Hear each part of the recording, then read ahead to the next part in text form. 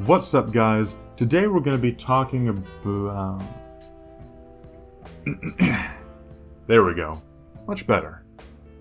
Today's story is a request from HatBros4463, and it's a story called I Found a Digital Camera in the Woods.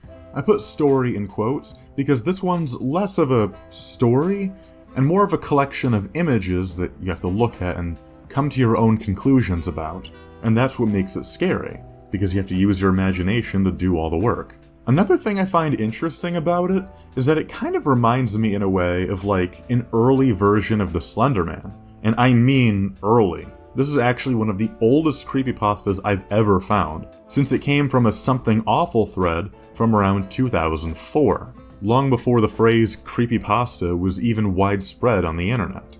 I couldn't find the original thread, but it's been archived in many places. Here's what the original post said. Last week, I drove to a nearby town. The town was surrounded by tall hills and mountains. You can have a very pleasant hike down any of the numerous trails there. Anyway, I was climbing one trail when I saw what looked like a silver box. When I approached it, I saw it was a digital camera. It was a 3.3 megapixel PowerShot S20, slightly scuffed but otherwise fine. It rained the next day, so I was really lucky to get there when I did.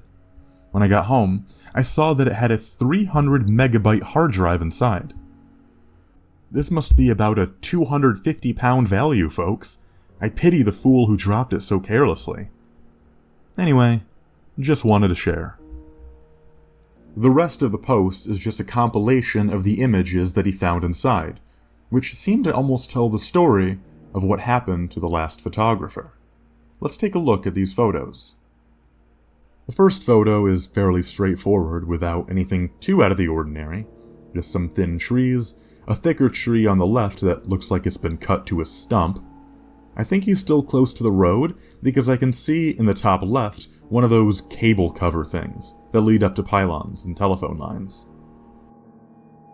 On the right side of the image is another tree-like thing that looks like it has some kind of brown tape or something on it. I'm not really sure. But nevertheless, we have been introduced to our setting. The second photo presents us with the revelation that our photographer is a filthy lawbreaker. We can clearly see a stop sign in this photo, but the photographer looks as though he's venturing on anyway. This looks much deeper in the woods, since we can see the bushes are much thicker. I can't make out a trail or anything here, though, so it looks like this must be an abandoned area. Obviously, with no video, it's impossible to tell exactly what he's doing, but I think the next photos are meant to show what happened when he passed that gate. It looks like he's now found himself in Silent Hill. We can see a thin trail with a lot of fog all over the area. The next photo shows what seems to be more of that trail, but the image is much blurrier, as though the photographer was running when he took it. The next photo after this is the first truly disturbing one. The trail is gone, but we can make out, in the distance, the shape of some human-like figure. Our sorry protagonist is being watched. Whether or not the protagonist actually noticed this figure beats me, but the next few photos just seem like more touring around this area. I don't see anything unusual in this photo, but the fog does seem to be a little thicker. The next photo shows more canopies, and it's the most terrifying photo so far simply because he decided to switch to portrait mode for some reason. And then there's this. An unusually dead-looking tree surrounded by ones full of leaves. And if we look closely, we can kind of see what sort of looks like cat-like creatures on the branches, seeming to have glowing eyes, looking at the cameraman.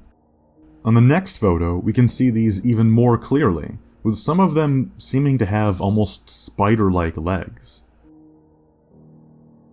The next photos show him walking deeper into the woods until he comes to an old building. I'm not sure what it is, but it kind of reminds me of some kind of military building, with the walls lined with windows and openings. Parts of the ruins seem to be vandalized somewhat, And in this photo, you can make out what looks like 2 red pentagrams graffitied onto the walls. In the next photo, the photographer is walking away from the ruins, and it kind of looks like a figure is hiding in one of the windows.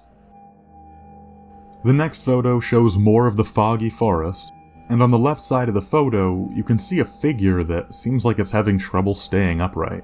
Kind of zombie-like in a way. I know I already mentioned Silent Hill earlier, but it kind of reminds me of those enemies you encounter early on in the second game. The next photo is a little more subtle, but in the dark patch on the left, you can make out 2 glowing eyes. In the next photo, we approach what looks like a watchtower, and you can see the top of it disappearing into the fog. The next few photos show his progress as he begins climbing the tower.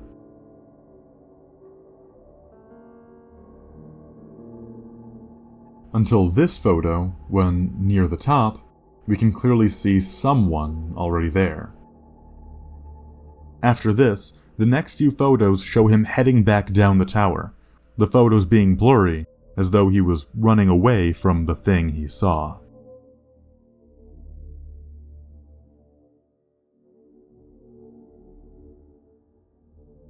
In the final photo like this, though, there seems to be a skull-shaped thing hidden in the fog. And then the final photo shows the camera sitting on the ground, presumably where the person who posted the thread found the camera. Something has happened to our protagonist.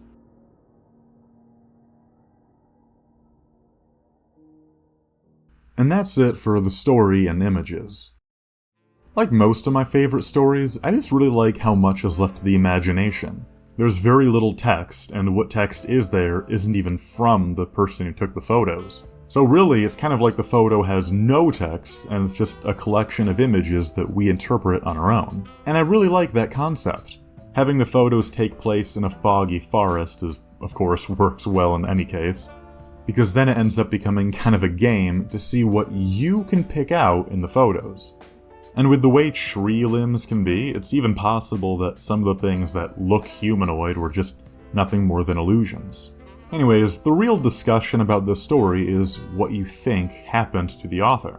I've seen comments point out the building and agreeing that it's some kind of military building, which has led to some people suggesting that the figures that he found are the ghosts of deceased soldiers. It's an interesting theory, but it makes me wonder what the spider-like cat things were all about. Anyways, that's it for this story. Please share your thoughts on it in the comments below. I'd love to see what you guys think, whether you like the story, or what your theories are on what happened. If you have any requests for other stories you'd like me to take a look at, share them as well, and subscribe if you want to see more. But that's all for now, and I hope you all have a lovely day. Bye-bye!